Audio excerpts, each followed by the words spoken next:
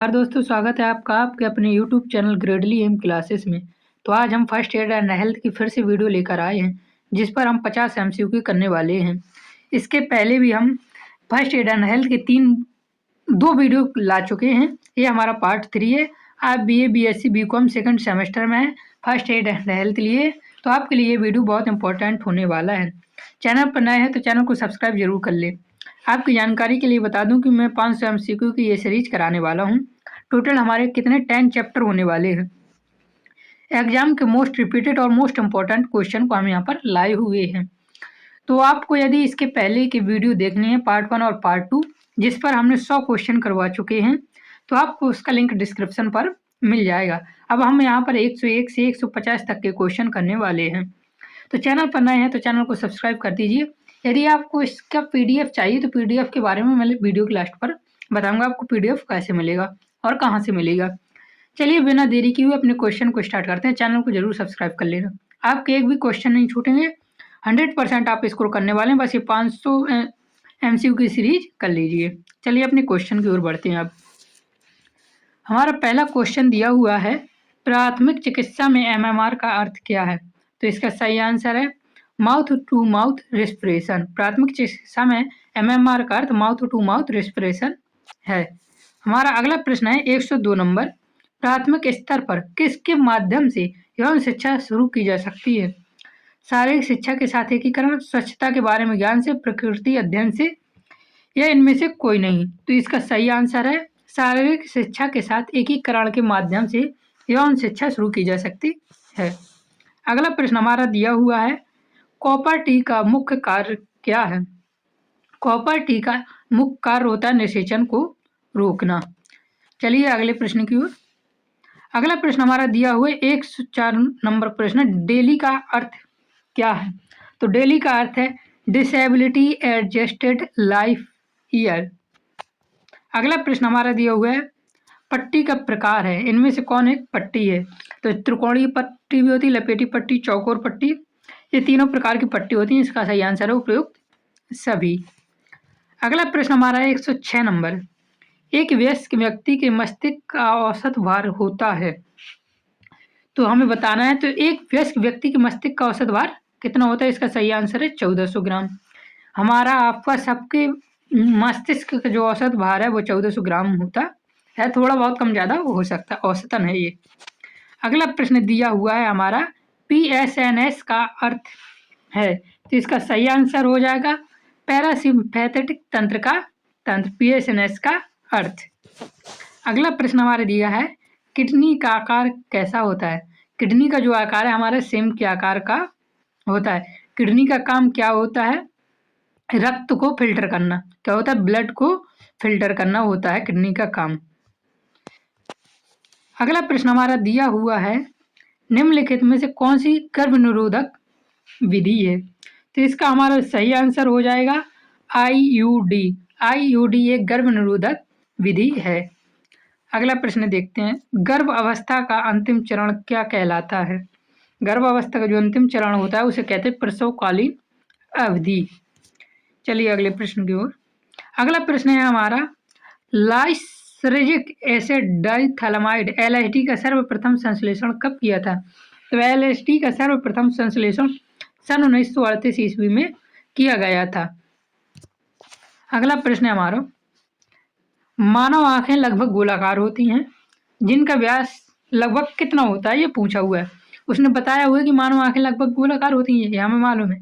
जिसका व्यास बताना, तो इसका सही आंसर हो जाएगा 2.5 सेंटीमीटर। मानव की आंख का व्यास 2.5 सेंटीमीटर होता है या 2.5 सेंटीमीटर होता है।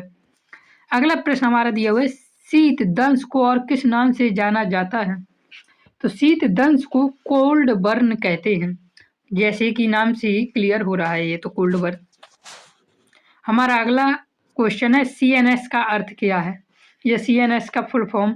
तो CNS का अर्थ है केंद्रीय तंत्र का तंत्र। इसका क्या है? सही आंसर है। चलिए अगला प्रश्न देखते हैं। अगला प्रश्न हमारा दिया है, प्राथमिक उपचार में दर्द के लिए कौन सी दवा दी जाती है? तो प्राथमिक उपचार में दर्द के लिए A और C, आइबुप्रोफेन और पैरासीटामोल दवा दी जाती है। तो इसका सही आंसर हो जाएगा डी नंबर, ए और सी दोनों। अगला प्रश्न देखते हैं, छोटी आंत की लंबाई कितनी होती है? 116 क्वेश्चन दिया, 22 फीट इसका सही आंसर है। जो और मीटर में पूछे तो छोटी आंत की लंबाई 6 मीटर होती है, बड़ी आंत की लंबाई 1.5 मीटर होती है, और बाकी में और अंग हमारे होते हैं। छोटी आंत की लंबाई 6 मीटर होती है, याद रखना, और बड़ी आंत की 1.5 मीटर होती है, क्योंकि छोटी आंत को छोटी आंत और बड़ी आंत को बड़ी आंत उसके व्यास के अनुसार कहते हैं, लंबाई के अनुसार नहीं। अगला प्रश्न हमारा दिया हुआ है, मस्तिष्क में रक्त की आपूर्ति में बाधा के कारण कार्य में अचानक कमी आना कहलाता है।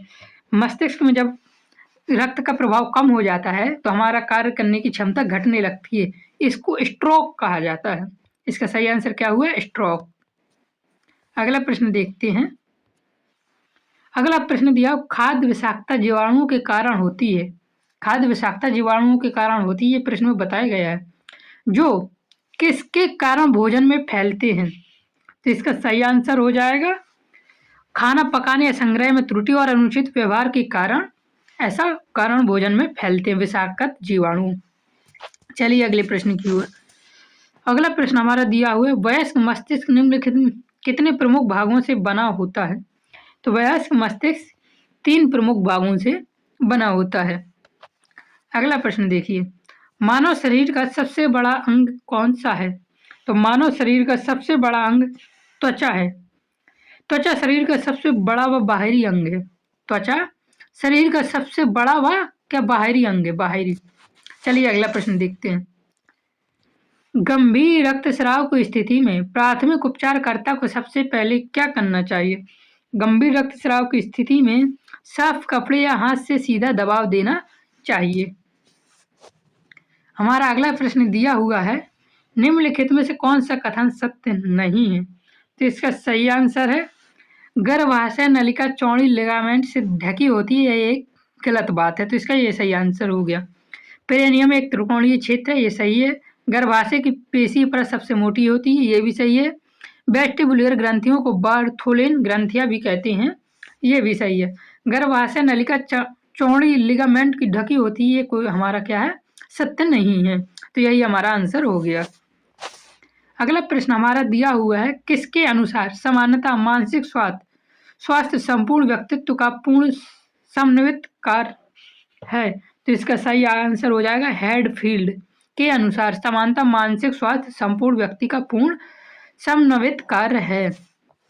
अगला हमारा क्वेश्चन दिया हुआ है 124, निरंतर आस्वादग्रस्तता को क्या कहा जाता है? तो निरंतर आस्वादग्रस्तता को डिस्टमाइक अवसाद कहा जाता है। क्या कहा जाता है? डिस्टमाइक अवसाद।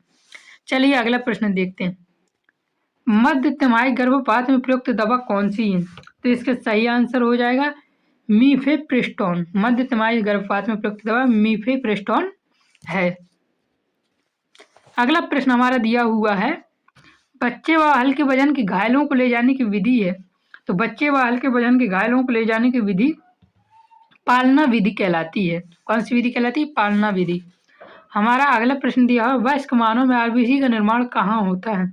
तो वयस्क मानव में आरबीसी का निर्माण कहाँ होता है? अस्थि मज्जा में होता है। इसका क्या है? सही आंसर है। अगला प्रश्न देखते हैं, 128 प्रश्न हमारा दिया हुआ है, निम्न में से कौन सा पुरुष का प्राथमिक यौन अंग है? तो इसका सही आंसर हो जाएगा नेफ्रॉन। नेफ्रॉन या हाँ विसरण कहते हैं, विसरण को प्राथमिक यौन अंग विसरण होता है पुरुषों में। चलिए अगले प्रश्न देखते हैं, 129, निम्न में से कौन सा प्रोटीन हृदय श्वसन केंद्र एवं केंद्रीय यंत्रिका तंत्र को प्रभावित करता है? तो इसका सही आंसर हो जाएगा न्यूरोटॉक्सिन ए। चलिए अगले प्रश्न की ओर, किडनी की क्रियात्मक इकाई क्या है? किडनी की क्रियात्मक या संरचनात्मक इकाई को क्या कहते हैं? नेफ्रॉन कहते हैं। क्रियात्मक इकाई भी और कौन सी इकाई है? संरचनात्मक। नेफ्रॉन क्रियात्मक इकाई और संरचनात्मक इकाई है। किसकी? किडनी की है ये। लगभग 1 लाख नेफ्रॉन से मिलकर, कितने? लगभग 1 लाख नहीं 10 मिलियन नेफ्रॉन से मिलकर किडनी बनती है हमारी। चलिए अगले प्रश्न की ओर। अगला प्रश्न दिया, जन्म के समय नवजात शिशु की औसत लंबाई होती है। तो जन्म के समय शिशु की औसत लंबाई 45 से 55 सेंटीमीटर के आसपास होती है। 2 वर्ष की आयु तक बच्चों के कितने दांत निकल आते हैं? 2 वर्ष की आयु तक बच्चों के कितने दांत निकल आते हैं? 25 तो होगा नहीं, क्योंकि बच्चे में केवल 22 दांत होते हैं, जिसे हम दूध के दांत कहते हैं। तो इसका सही आंसर हो जाएगा 20। बच्चों के 2 वर्ष की आयु में बच्चों के 20 दांत के आसपास निकल आते हैं। किसी किसी के कम निकलते हैं, किसी के ज़्यादा निकल आते हैं, वो अलग बात है। योनि डायफ्राम की क्रिया क्या है? तो योनि डायफ्राम की क्रिया है शुक्राणु को अंडाणु से मिलने से रोकना। 134वां हमारा क्वेश्चन है, निम्न में से कौन यौन संचारित रोग नहीं है? तो इसका सही आंसर हो जाएगा क्षय रोग। क्षय रोग को हम कहते हैं टीबी।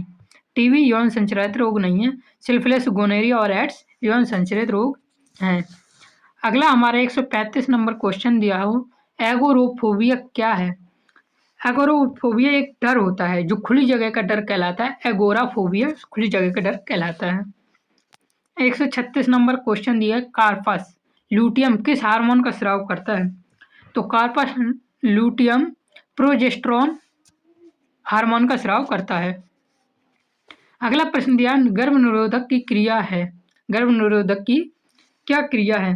तो इसका सही आंसर है केवल अंडोत्सर्ग प्रत्यारोपण व निषेचन की रोकथाम करना गर्भ निरोधक की क्रिया है। अगला प्रश्न दिया है, कृत्रिम श्वसन को किस रूप में जाना जाता है? तो कृत्रिम श्वसन को हृदय फुफ्फुसीय पुनर्जीवन, या जिसे हम CPR क्या कहते हैं, CPR कहते हैं। अगला 139 प्रश्न है हमारा, द्वंद्वात्मक व्यवहार चिकित्सा DBT में लगभग कितना समय लगता है? तो इसका सही आंसर है 1 वर्ष, आमतौर पर 1 चक्र कह सकते हैं। अगला प्रश्न हमारा 140 नंबर दिया हुआ है, किस फ्रैक्चर में हड्डी एक ओर से टूटती है और दूसरी ओर जुड़ी रहती है? तो इसको कौन सा फ्रैक्चर कहा जाता है? तो इसे कहते हैं ग्रीन स्टिक फ्रैक्चर, जिसमें हड्डी एक ओर से टूटती है और दूसरी ओर की जुड़ी रहती है। हमारा अगला क्वेश्चन दिया हुआ है, निषेचित कोशिका को क्या कहते हैं? तो निषेचित कोशिका को जाइगोट कहते हैं। अगला प्रश्न देखते हैं, भारत में राष्ट्रीय परिवार स्वास्थ्य एवं कल्याण कार्यक्रम कब शुरू हुआ? भारत में स्वास्थ्य एवं कल्याण कार्यक्रम 1952 ईस्वी में शुरू हुआ था। अगला प्रश्न हमारे दिया हुआ है, अभिघात के बाद तनाव विकार PTSD का प्रमुख लक्षण क्या है? तो इसका सही है दर्दनाक घटना को बार बार अनुभव करना, अभिघात के बाद तनाव विकार कहलाता है।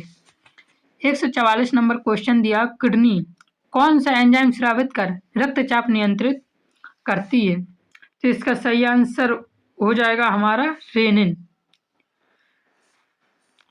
चलिए अगला प्रश्न देखते हैं। अगला प्रश्न दिया हुआ, निम्न में से कौन सा संवेदन अंग नहीं है? त्वचा एक संवेदन अंग नहीं है, आंख, मुंह, कान एक संवेदन अंग है। अगला प्रश्न हमारा दिया हुआ है, निम्न में से कौन स्त्री प्रजनन अंग नहीं है? तो इसका सही आंसर हो जाएगा वीर्य नलिका। ये स्त्री का प्रजनन अंग नहीं है, किसका है? पुरुष का है। पुरुष का प्रजनन अंग है वीर्य नलिका। अगला प्रश्न हमारा दिया हुआ है, अग्रपाद की सबसे लंबी हड्डी है, आगे वाले पैर की जो सबसे लंबी हड्डी है उसे क्या कहते हैं? तो उसे कहते हैं ह्यूमरस। चलिए अगले प्रश्न देखते हैं, और इसके बाद हमारे 2-3 प्रश्न और बचे हैं, उनको देखना। किडनी लाल रक्त कणिका का उत्पादन बढ़ाने के लिए कौन सा हार्मोन स्रावित करती हैं? तो इसके सही आंसर है एरिथ्रोपोटेन नामक क्या नाम कहते हैं हार्मोन स्रावित करती हैं, जिससे लाल रक्त कणिका RBC का प्रोडक्शन बढ़ जाए। मानव शरीर में हमारा क्वेश्चन है, मानव शरीर में निषेचन की प्रक्रिया कहाँ होती है? तो इसका सही आंसर हो जाएगा टिम्ब वाहिनी नलिका, जिसे हम कहते हैं फैलोपोइन। क्या कहते हैं? Fallopian tube. फैलोपियन ट्यूब कहते हैं इसे। मानव शरीर में निषेचन की प्रक्रिया जहाँ होती है उसे क्या कहता है? Fallopian tube. इसका सही आंसर है डिम्ब वाहिनी नलिका। चलिए अगला प्रश्न देखते हैं, नवजात शिशु में हीमोग्लोबिन का स्तर क्या होता है? तो इसका सही आंसर है 18, C ऑप्शन। तो दोस्तों यदि आपको इसका PDF भी चाहिए तो हमने कहा था लास्ट में बताएंगे, तो PDF के लिए आपको क्या करना है, हमारे YouTube के बायो में जाना है। किस में जाना है? बायो में। बायो पर जाकर आपको हमारे टेलीग्राम का लिंक मिलेगा, टेलीग्राम का लिंक, या फिर आप हमारे टेलीग्राम पर जाएं और वहाँ मैसेज कर दें। आपको सिर्फ 9 रुपये का पेमेंट करना होगा, आपको हम सारे PDF दे देंगे, सारी क्लास के PDF होंगे जिसकी लाइफ टाइम वैलिडिटी होगी। और आप जितने भी वीडियो आएँगे उनके भी पीडीएफ सिर्फ़ ₹9 में आपके लिए हमेशा के लिए खुले हो जाएँगे। अभी ये फ़ीस ₹9 है, बाद में हम इसे बढ़ा भी सकते हैं। तो चैनल पर नए हैं तो चैनल को सब्सक्राइब ज़रूर कर लें। आपको आगे किस सब्जेक्ट की वीडियो चाहिए उसके लिए आप कमेंट भी कर सकते हैं। आप किस यूनिवर्सिटी से हैं ये भी हमें ज़रूर बताएँ और कहाँ से हैं आप। चलिए जय हिंद, जय भारत। नमस्कार दोस्तों।